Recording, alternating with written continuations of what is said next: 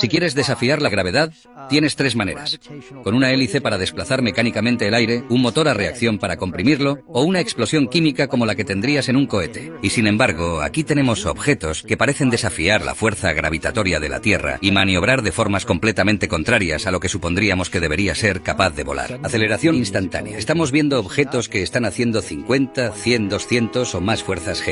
Los materiales no están diseñados para soportar esas fuerzas. Volamos el SR-71 a 3000 millas por hora.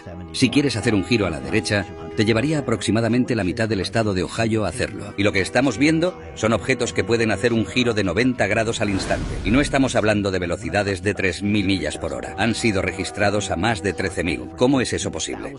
Velocidades hipersónicas sin firmas. Mientras un objeto se mueve, cuanto más rápido va, más fuerzas se ejercen sobre él. Y aquí hay un objeto que va mucho más allá de esas velocidades. Y no me refiero solo a 3 o 4000 millas por hora. Potencialmente 8, 9 o incluso 10.000 millas por hora. Baja observabilidad o camuflaje.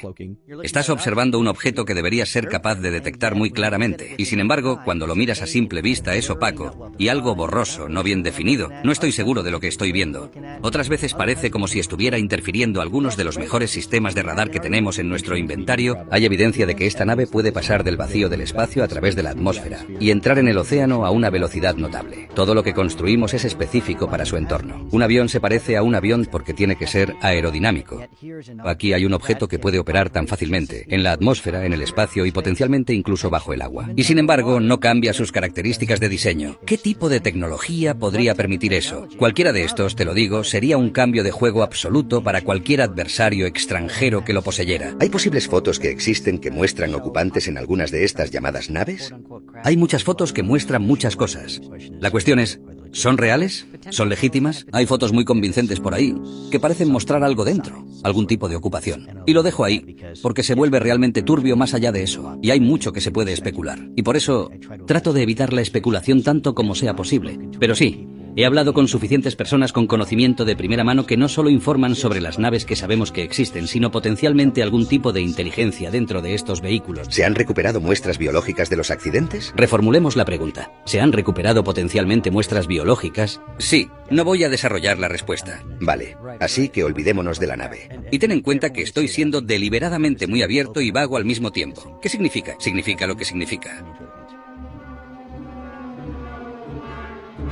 Cuando se distorsiona un campo gravitatorio, se distorsionan también el espacio y el tiempo. Y estas son cosas que sabemos desde hace tiempo, solo que no contamos con la posibilidad de comprobarlas. Aparentemente esta civilización las ha llevado a la práctica. ¿Y ustedes han conseguido alguna vez poner en vuelo alguno de estos vehículos? Se realizaron muchos ensayos, pero no fuera de la atmósfera. Eran vuelos cortos, a baja altura. De hecho, eran objetos de un valor inestimable, y no era intención de nadie correr riesgos inútiles o destruirlos a causa del campo gravitatorio terrestre, pero asistí a varias pruebas fuera del recinto de seguridad, y en una ocasión lo vi todo a no más de 30 metros del vehículo. ¿Cómo maniobraba el objeto en vuelo? Era muy silencioso. Se elevaba generando un pequeño silbido. La superficie inferior emanaba una luz azul, probablemente debida al altísimo voltaje generado. Poco después, a medida que ganaba altura, la luz desaparecía y parecía como si flotara suavemente en el aire para luego posarse sobre el suelo, todo de manera muy tranquila y casi en absoluto silencio. ¿Podría describir los documentos informativos que le fueron facilitados y su contenido? Había documentos en los que se afirmaba que la nave era extraterrestre, y los informes de algunas autopsias no eran muy minuciosos, pues no había ninguna razón para proporcionarme información detallada sobre este aspecto. Luego había otros documentos que describían los estudios metalúrgicos llevados a cabo en otras partes de la nave. ¿Indicaban el lugar de procedencia de los extraterrestres? Sí, el sistema Zeta Reticuli. No sé si la información se obtuvo de la propia nave o de mapas estelares o de instrumentos de a bordo. ¿Había información sobre esta civilización, sobre su historia o sobre contactos anteriores con el género humano? No exactamente. En ningún sitio podía leerse "fue así". Se hacía referencia a una intervención extraterrestre que se había producido en el pasado, hace muchísimos años, millones de años. En cuanto a los documentos que pude consultar, aunque repito que eran relaciones muy sintéticas, resúmenes documentales, no sé si eran auténticos o falsos, solo puedo hacer suposiciones. No obstante, las informaciones sobre el sistema de propulsión eran todas verdaderas, estoy seguro, porque trabajaba en ello. Por lo demás, solo se hacía mención de un contacto con la Tierra que se había producido hacía más de 10.000 años, de alteraciones genéticas que habían dado lugar a un ser simiesco y otras declaraciones de esta índole. ¿Ha visto alguna vez de cerca un alienígena vivo o muerto? No, solo en fotografías. En varias ocasiones he declarado que al cruzar una determinada zona, miré por una ventana y vi algo pequeño, pero no digo que fuera el cuerpo de un extraterrestre. Es inútil adelantar conclusiones y decir, seguramente vi un extraterrestre, porque podía tratarse simplemente de un maniquí creado como modelo en función de sus peculiaridades corporales y de las dimensiones de los asientos, y por consiguiente insisto en que en realidad no vi ningún cuerpo vivo en movimiento. Como principio, respondo que no. ¿Por qué le eligieron a usted para este trabajo? Es muy difícil responder, no sabría hacerlo. Seguramente como físico no soy el más cualificado, por tanto no tengo la menor idea. Por otro lado, puede ser que se sintieran frustrados porque no conseguían dar más pasos adelante. Hacía ya mucho tiempo que no lograban avanzar en sus investigaciones, o quizá quisieran una persona nueva, alguien que pudiera ver las cosas de forma distinta, y por otra parte, yo tengo fama de ser así. ¿Por qué decidió divulgar estas informaciones? ¿Cuándo?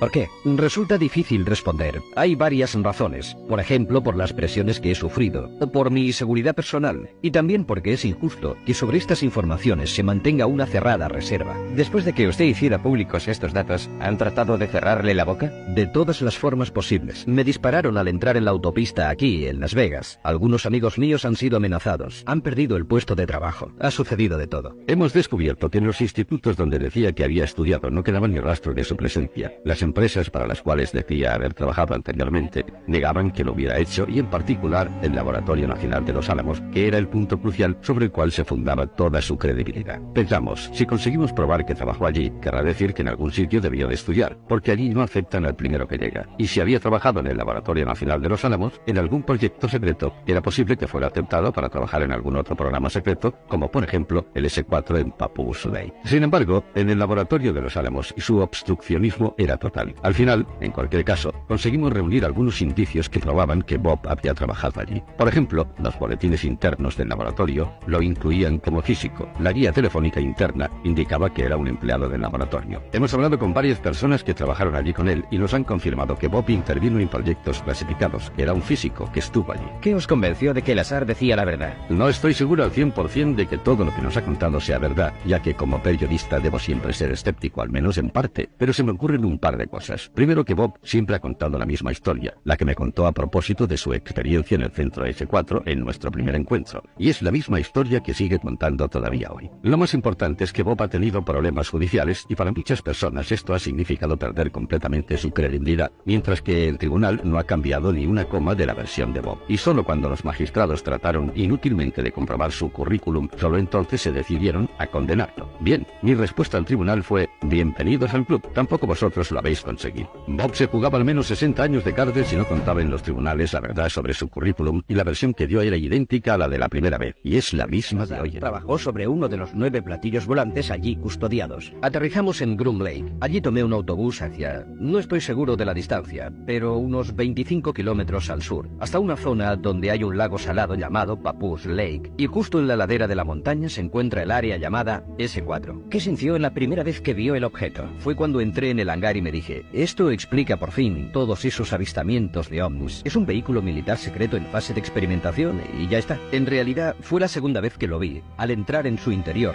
cuando me di cuenta de que se trataba de un vehículo extraterrestre. Obviamente, esto sucedió después de haber leído todo el material informativo, y entonces en ese momento cambió todo. Era una sensación distinta, algo inquietante. Me sentía como un intruso. Es algo muy difícil de describir. Tenía la típica forma de platillo volante. ¿De un solo tipo o de varios? En total había 9 platillos, pero yo trabajé en ingeniería inversa solo con un objeto. Estaban en hangares separados, y en cualquier caso, eran todos visiblemente distintos. ¿Le dijeron alguna vez cómo habían sido recuperados por el Cuerpo de Inteligencia de la Marina? La gente ha sugerido varias hipótesis, que habían sido derribados o que habían caído, pero no parecían dañados y por consiguiente tengo serias dudas sobre dichas hipótesis. ¿Nos puede describir el interior? Es muy simple. Existe un solo color dominante, un gris peltre. El exterior es también de este mismo color. No tiene aristas. En el interior, todo el equipamiento tiene una forma redondeada. Es como si hubiesen sido fundidos y luego modelados con estas formas curvilíneas. Hay 3 puentes. El más bajo alberga los amplificadores montados sobre bases móviles. En el puente central,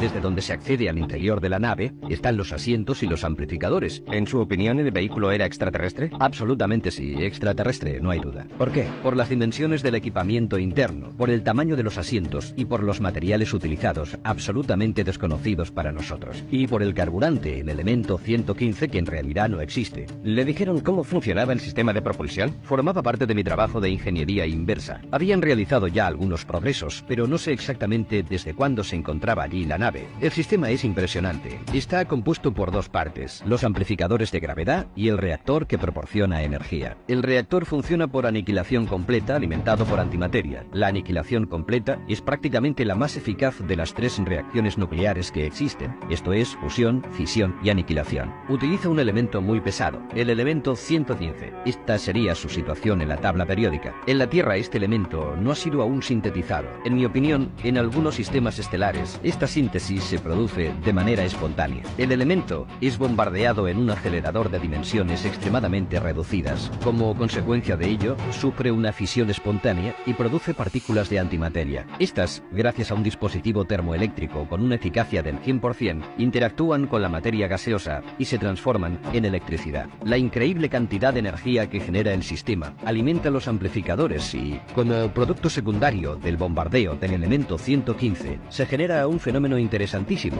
es decir, una onda especial, la denominada gravitacional. Esta onda viaja de un modo muy similar a las microondas. Se aplica a los amplificadores gravitacionales y, mediante la corriente eléctrica generada por el reactor, es amplificada y enfocada. La señal amplificada de este modo se torna ligeramente afásica y gracias a esto es posible atraer o rechazar cualquier cuerpo gravitacional. El vehículo es capaz de despegar, incluso utilizando un solo amplificador. Esta nave en concreto está dotada de 3 amplificadores y cuando activa un solo amplificador para alejarse de la Tierra, utiliza la denominada configuración Omicron. Para viajar por el espacio, la nave gira sobre un lado, enfoca los 3 amplificadores en un único punto situado a enorme distancia y luego se imprime máxima potencia a los amplificadores y al reactor. Prácticamente estiran el tejido del espacio, distorsionan el espacio y tiempo y lo atraen hacia la nave, que de esta manera se halla en condiciones de cubrir enormes distancias en un lapso de tiempo prácticamente nulo. La nave no se desplaza de manera lineal porque distorsiona el espacio. El propio tejido del espacio y por consiguiente también los campos gravitatorios y el tiempo están estrechamente ligados. El comandante Javier Lerdo de Tejada, junto a su copiloto Ramón Zuazu, despegó desde el aeródromo mallorquín de Son Sant Joan alrededor de las 11 de la noche. Francisco Javier Rodríguez, el técnico de aeronave, detectó una presencia desconocida acercándose a una velocidad considerable. Tenemos algún tráfico próximo a nosotros, a nuestra izquierda, aproximadamente unas 4 o 5 millas.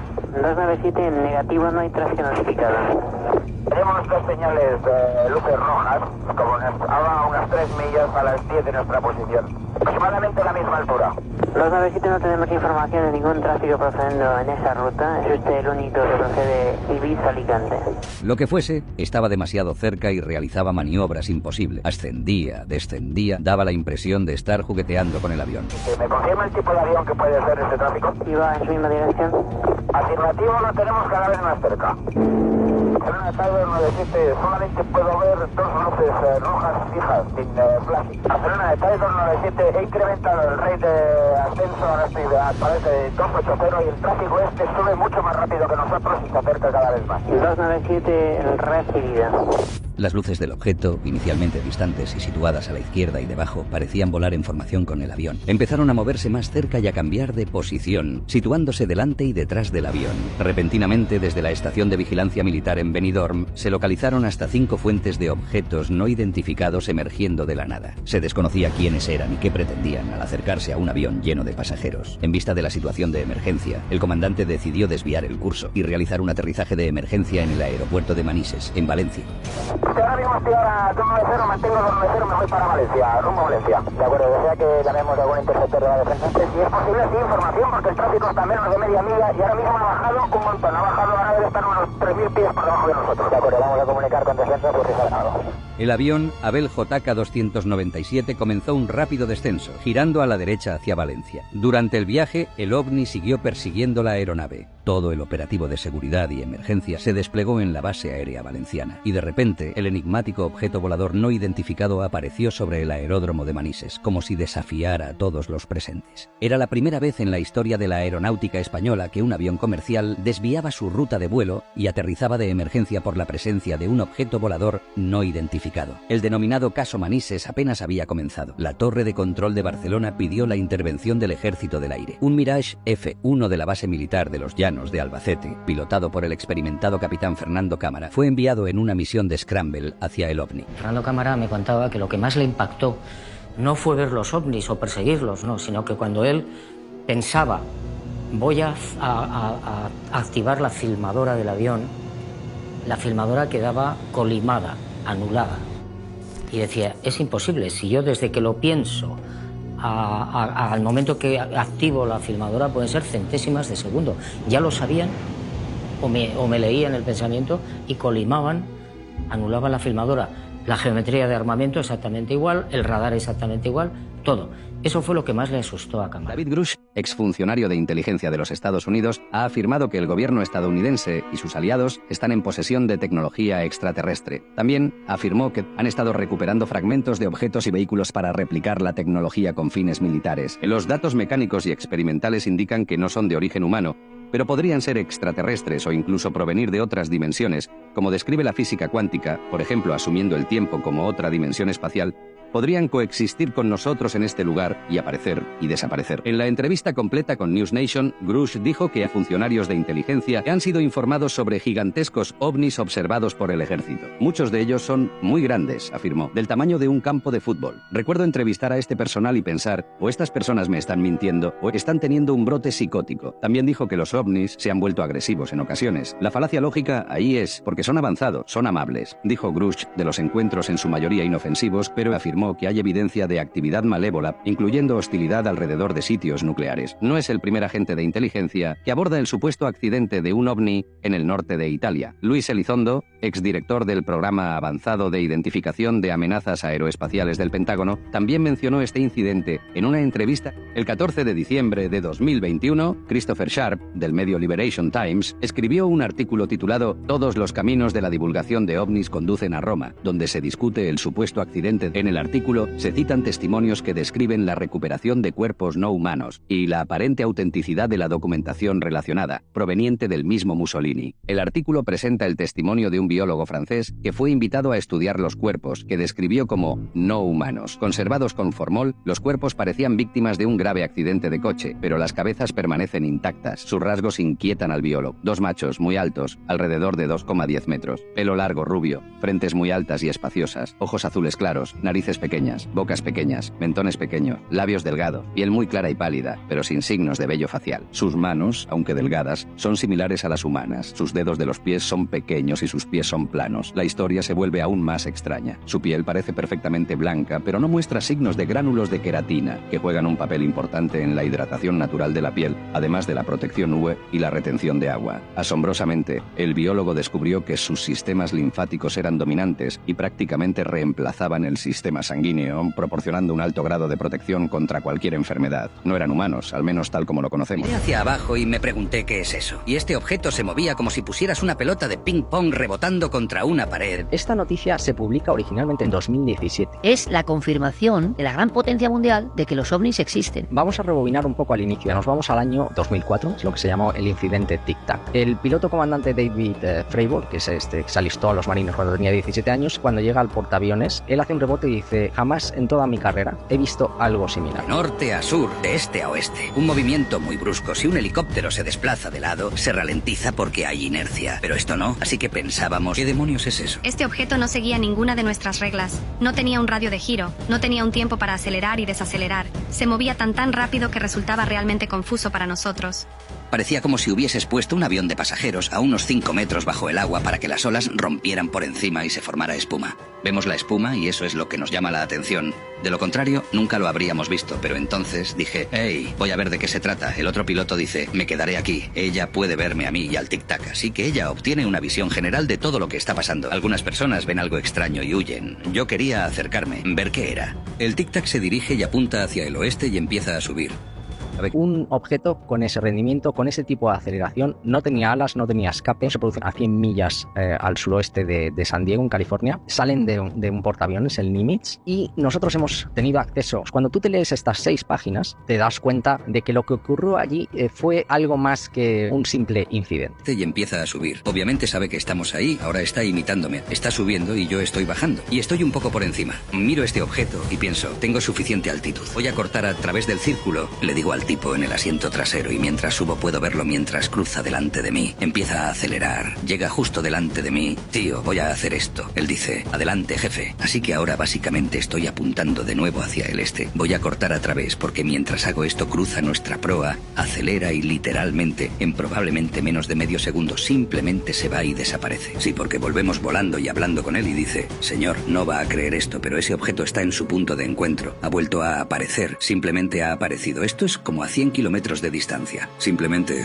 reaparece. Pensamos, oh, está bien, sacamos los radares, lo buscamos, llegamos allí, nunca lo volvemos a ver. Podemos ver el objeto por primera vez. Este es el avión que pilotaba un F-18 Super Hornet y este avión porta lo que se llama un sensor Raytheon, que lo que hace es tener un sensor eléctrico óptico y otro infrarrojo que alcanza hasta 74 kilómetros. La grabación la captura este tipo de sensor. El objeto interestelar descubierto por el ser humano, o un objeto de medio metro que chocó con la Tierra el 8 de enero de 2014 sobre el Océano Pacífico. El gobierno publicó datos sobre la bola de fuego generada por ese meteorito, a partir de los cuales pudimos concluir que era hasta 10 veces más fuerte que todas las demás rocas espaciales. ¿Era una roca producida de manera natural en un sistema muy diferente al nuestro o tenía un origen artificial? Oumuamua presentaba la misma distancia de máxima aproximación al Sol y velocidad. Debido a esa similitud de parámetros, me pregunté si tal vez ese meteoro de medio metro podía ser una pequeña parte de Oumuamua, pero al comprobar sus respectivas trayectorias descubrimos que se habían originado en lugares diferentes. Eso me llevó a considerar la posible existencia de una nave nodriza que estuviese liberando muchas pequeñas ondas en la zona habitable del Sol, con la ventaja de no tener que reducir la velocidad y parar en uno de los planetas. Si en el futuro descubrimos estas ondas acercándose a la Tierra, tal vez signifique que fueron liberadas por una tecnología extraterrestre y establecería una conexión entre los objetos interestelares que podemos encontrar dentro de la órbita de la Tierra, del Sol y nuestra atmósfera. En 2004, durante el famoso caso Nimitz, varios objetos fueron observados a bordo del USS Princeton. Estos objetos se desplazaban a una altitud de 9.000 metros y ocasionalmente descendían tan solo 10 metros por encima de la superficie del océano en escasos 0,78 segundos. Para lograr un descenso tan rápido, estos objetos necesitarían una aceleración mínima de más de 5.000 Gs, lo cual es excepcionalmente alto. En comparación con una aceleración de 1.000 Gs, un objeto podría alcanzar el 80% de la velocidad de la luz en solo 11 horas. Podrían atravesar potencialmente toda la galaxia en poco más de 3 meses y medio de tiempo relativo en la nave, aunque los observadores fuera de la nave percibirían que este viaje tomaría alrededor de 100.000 años. Los escépticos a menudo se preguntan por qué se supone que estos objetos son naves espaciales. La respuesta simple es que su aceleración y velocidades se asemejan estrechamente a las de naves espaciales altamente avanzadas. 6. Vacaciones en familia.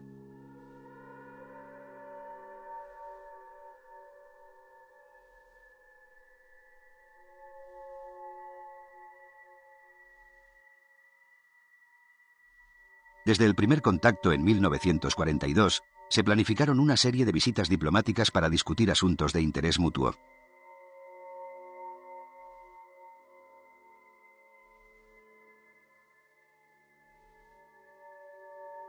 Según el Tratado 2304, estas reuniones se llevarían a cabo en secreto. Un número limitado de agentes especiales escoltarían a los visitantes y solo se reunirían con oficiales de alto rango.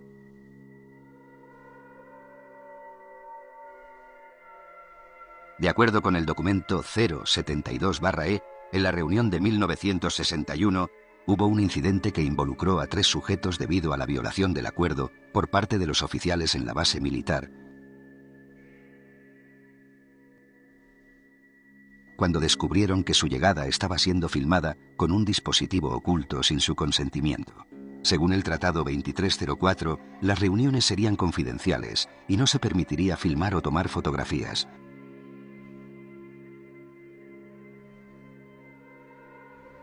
Después del incidente se revisó el tratado. Entonces se recuperó el ovni 2 años antes que Roswell. El objeto fue llevado primero a White Sands y luego a Los Álamos. Es un objeto que tenía el tamaño de 2 camiones y tardó 10 días en ser retirado. Sabemos eso por el tipo de camión que trajeron y la grúa que traería el ejército. Para los niños, por supuesto, esto fue un suceso extraordinario. Este objeto golpeó la torre, luego planeó con pudo durante medio kilómetro hasta llegar a esa maleza e hizo un giro controlado. Los niños vieron 3 criaturas en una apertura en el objeto, pero el resto del objeto está intacto. Hubo una tormenta eléctrica antes, puede que alterase algo sobre la trayectoria del objeto. No sabemos de dónde vino. Sabemos eso por el testimonio muy detallado de los 2 niños. Teníamos todas las cintas de estas entrevistas que transcribimos. Esto ocurre al final de la Segunda Guerra Mundial. 2 días después de la capitulación de Japón, un mes después de la detonación de la primera bomba atómica, y este objeto surge de la nada, destruye una torre de comunicación del proyecto Manhattan y se estrella en los arbustos frente a un piloto y 2 niños. Los niños corrieron allí para intentar ayudar a los pilotos. Nadie tenía idea de los ovnis en ese momento. Y lo que ven es 3 seres pequeños, de aproximadamente su tamaño, ¿sabes? Alrededor de 1 metro, un poco más de 1 metro de altura que respiran nuestro aire. Así que parecen humanos. No llevan casco, respiran nuestro aire. Están vivos, se están moviendo, deslizándose dentro de este objeto. Nunca salen, y parecen estar en un estado de total confusión. No volveremos a verlos, no sabemos qué ocurrió esa noche. El 20 de junio de 2023, en Aguadilla, Puerto Rico, un grupo de amigos capturó una luz azul cuyo resplandor fluorescente emergía del océano.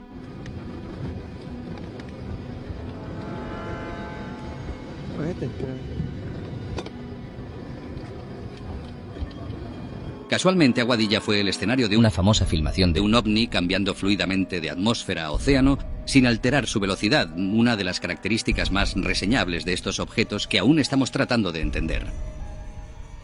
Al acercarse por curiosidad se puede apreciar lo que parece una figura humanoide. Mira eso, mira eso, mira. Mira eso. ¿Hay algo ahí? Durante un vuelo rutinario, el piloto Jorge Arteaga filmó un asombroso encuentro con un ovni en 2022. Arteaga y su mentor se toparon cara a cara con un objeto cuya morfología recuerda la elegancia de una mantarraya. El piloto afirmó en una declaración que no se trata ni de un globo, dron u objeto conocido para él. El objeto, que estaba estático flotando en un punto entre Medellín y Santa Fe, cuando le pasó por un lado, ya iba buscando al objeto en el momento de la filmación, y el objeto se encaró hacia ellos volando a unos 300 kilómetros por hora, afirmó el piloto. La filmación resistió todas las pruebas de autenticidad, y aún más cuando el expiloto estadounidense Ryan Graves afirmó que la trayectoria y comportamiento del objeto en el video eran consistentes con un avión en vuelo, equiparándolo a los 3 famosos metrajes publicados por el gobierno estadounidense. Graves es uno de los pocos pilotos que han hablado abiertamente de ovnis, afirmando que todos los días, durante sus entrenamientos en la costa este, veían a estos objetos. En este extraordinario vídeo presenciamos uno de los encuentros más sensacionales con objetos voladores no identificados en la historia de la humanidad. El metraje, capturado por un dron, muestra un objeto que exhibe una velocidad y maniobrabilidad asombrosas. Al inicio del vídeo, el objeto emerge de un valle, rota sobre su eje y se mueve rápidamente en diversas direcciones sin generar un estruendo sónico. La autenticidad del vídeo ha sido verificada, disipando cualquier duda sobre alteraciones digitales. El encuentro tuvo lugar en octubre de 2016 cerca de Beaver, Utah, cuando 2 cineastas documentalistas, Sam Chortek y Jimmy Chappie, estaban grabando material para un proyecto. Después de revisar las imágenes capturadas por el dron, quedaron atónitos por lo que presenciaron. El objeto apareció como una entidad sólida y blanca que pasó velozmente frente a la cámara cubriendo una gran distancia en tan solo 1 segundo. Los cineastas se quedaron perplejos, ya que no habían escuchado ni visto nada durante el vuelo del dron. Se han realizado numerosos intentos para desacreditar el vídeo. Sin embargo, exhaustivos análisis e investigaciones, realizadas por reconocidos analistas forenses, han confirmado la autenticidad del vídeo. El vídeo, capturado en resolución 4K a 60 fotogramas por segundo, muestra un objeto descendiendo horizontalmente desde el valle, realizando giros bruscos y acelerando a velocidades asombrosas. La distancia que recorrió en tan solo 2 segundos permitió a los expertos estimar su velocidad en aproximadamente 5.000 kilómetros por hora. Los cineastas se encontraban a unos 200 kilómetros del Área 51.